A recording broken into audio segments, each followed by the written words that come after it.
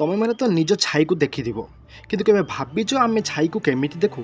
In fact आमे जानिचु जे कोनसी जिंस ऊपर लाइट पड़ी रिफ्लेक्ट हेई आम आखि ऊपर पड़िले सेई जिंसटी को आमे देखि पारु। तो छाई ऊपर तो लाइट पड़ी रिफ्लेक्ट हो नहीं, लाइट तो पड़ुचे आम बॉडी ऊपर। जदि भी छाई ऊपर कोनसी लाइट पड़ी रिफ्लेक्ट हुअंता ताहाले आमे छाई को देखिबा असंभव। ताहाले आमे केमिति देखु चलो बुझिबा।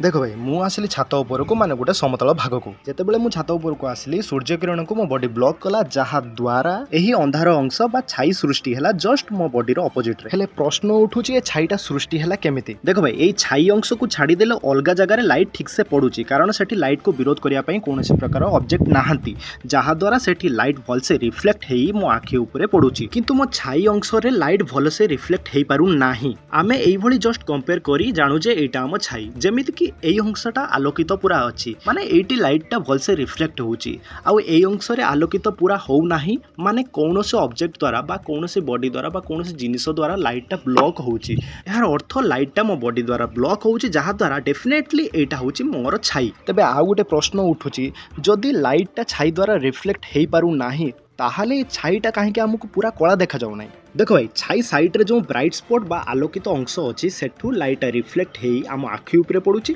आउ किछि छाई ऊपर मध्य पड़ुची तेणु छाईर रंग जते कला होबा कथा से कलार घनत्वटा कमी जाई धूसर रंग रे परिवर्तन हुए।